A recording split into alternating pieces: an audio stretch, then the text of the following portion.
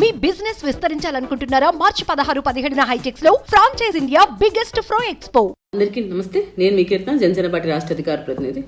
Tirupati aspirant declaration అయినప్పటి నుంచి కొన్ని విధాలుగా న్యూస్ సర్క్యులేట్ అవుతూ ఆయన నాన్ లోకల్ కింద ఉన్నారు, సో ఓట్లు చీలిపోతాయి, గెలుపు జరగదు అనే విధంగా కాంట్రవర్సీస్, కొన్ని రకాల విభేదాలు కూడా కనపడుతూ ఉన్నాయి. కానీ స్పందించండి అక్క అంటే మేము ఎందుకంటే ఒక 2 days గమనిద్దాం వాట్ ఎగ్జాక్ట్లీ ఈస్ హ్యాపెనింగ్ అని ఆలోచించి ఈరోజు స్పందించాల్సిన అవసరం వచ్చింది కాబట్టి మాట్లాడుతున్నాను.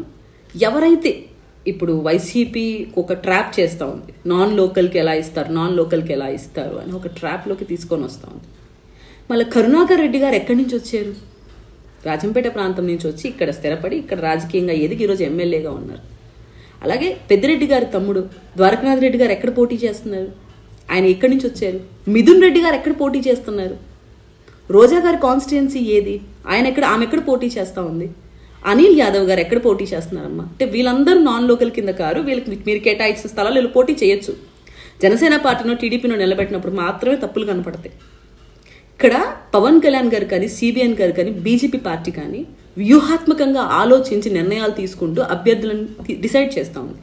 సో మీరు ఎటువంటి కుటిల రాజకీయాలు ప్రయోగించినా జనసేన పార్టీ విజయం తిరుపతిలో తథ్యం. మీరు రాసి పెట్టుకోండి. ఈ మాట ఎందుకు నేను వైసీపీని ప్రత్యేకించి అనాలనిపిస్తుందంటే, మొన్న ఎవరో పంపించారు నాకు, గో బ్యాక్ శ్రీనివాసులు గారు అని ఒక బ్యానర్ వేస్తున్నారు. ఇటు తిరుపతి ప్రజలంట. ఎక్కడి నుంచి వస్తాయి ఇట్లాంటి మీకు చిల్లర ఐడియాలు? నాకు అర్థం కాదు.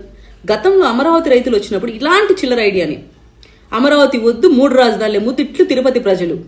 మళ్ళీ మాకు జయప్రదం పలుకుతా ఆ యాత్ర ఏమో సాగింది, పాదయాత్ర. ఎక్కడా ఏ అడ్డంకులు క్రియేట్ చేయలేదు. నిజంగా తిరుపతి ప్రజలకు ఇష్టం లేకపోతే మీకున్న స్వప్రయోజనాల కోసం, మీ ఉన్న అజెండా కోసం తిరుపతి ప్రజల్ని మొత్తం ఆపాదించి 3 రాజధానులు ముద్దు అని వైసీపీ అజెండా తీసుకొని వచ్చి ప్రజలపైన రుద్దుతారు. ఇక్కడ జనసేన పార్టీని కానీ, బీజేపీని కానీ, టీడీపీని కానీ పెద్దల్ని కూర్చోబెట్టి మా నాయకులు వాళ్ళతో మాట్లాడతారు. మీరు అతి ఉత్సాహం ప్రదర్శించి బ్యానర్లు వేసేసి జనసేన పార్టీకో, బీజేపీకో, టీడీపీ మధ్య చిచ్చులు పెట్టే విధంగా అభ్యర్థుల విషయంలో ఎటువంటి ఓవర్ రియాక్ట్ అయితే కాకండి. ఇక్కడ వైసీపీ విముక్త ఆంధ్రప్రదేశ్ని ఏర్పాటు చేయాలి. చిత్తూరు జిల్లా మన తిరుపతి ప్రజలకి అభివృద్ధి చూపించాలి. 4 రోడ్లేసో అప్డేట్ చేసేస్తాను వర్షన్ అని చెప్పే మాటలు కాదు. అసలు డ్రగ్స్ అనేవి విచ్చలవిడి చలామణి అవుతుంటే దానికి నివారణ చర్యలు ఏం చేపట్టారు? ఒక రోడ్లు మీ వెంచర్ల కోసం మీరు వేసుకునేసి అది డెవలప్మెంట్ కాదు అనే విషయాన్ని మేము చూపించబోతున్నాం. ప్రతి ఒక్కరు తిరుపతి ఎలక్షన్లో పాల్గొనే వాళ్ళందరూ మన పోలింగ్ బూత్కి వెళ్ళినప్పుడు బలమైన మన గాజు గ్లాస్ గుర్తుకు ఓటేసి బలంగా మన అభ్యర్థులను గెలిపించండి.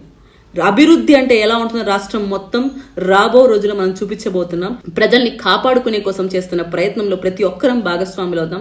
ఎలాంటి వీళ్ళు స్ట్రాటజీ వేసినా కూడా తిప్పికొట్టే విధంగా బలంగా మనం మన అభ్యర్థులను నిలబెట్టి గెలిపించుకుంటాం. ఖచ్చితంగా ఈ మాట పైన ప్రతి ఒక్కరు ఉండాలని. ఎవ్వరు కూడా, చంద్రబాబు నాయుడు గారు కూడా మీరు గమనించండి, ఆయన చంద్రగిరి వాసైనా కూడా కుప్పంలో పోటీ చేస్తున్నారు. లోకేష్ గారు ఎక్కడ పోటీ చేస్తున్నారు? పవన్ కళ్యాణ్ గారు ఎక్కడ పోటీ చేస్తున్నారు?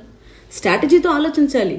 వాళ్ళ ముందర మనం వెళ్ళినప్పుడు మనకి ఎవరు కరెక్టో, ఆ టైంకి ఎవరు ఎలా వ్యూహంతో పన్నుతున్నారని ఆలోచించి మన నాయకులకు తెలుసు. సో నాయకుల మాటలే శిరోధార్యంగా పార్టీ అజెండాని ముందుకు తీసుకొని వెళ్తూ పవన్ కళ్యాణ్ గారి మాటల కోసం ప్రతి ఒక్కరం పనిచేయాలి. మనకు ఇబ్బంది అనిపించినా, మనకు నచ్చినా నచ్చకపోయినా పొత్తు ధర్మాన్ని మనం పాటించి ముందుకు పోవాలి. వైసీపీ స్ట్రాటజీలో మనం పడకూడదు. దయచేసి ప్రతి ఒక్కరు ఇది గమనించి రాబో రోజుల్లో తిరుపతిలో భారీ మెజారిటీతో మన గాజు గ్లాస్ గుర్తుకు ఓటేసి మనం గెలిపించుకుందాం మన అభ్యర్థిని. జై జనసేన, జై హింద్. సుమన్ టీవీలో మీ పర్సనల్ అండ్ బిజినెస్ ప్రమోషన్స్ కోసం కింది నెంబర్కి కాంటాక్ట్ చేయండి.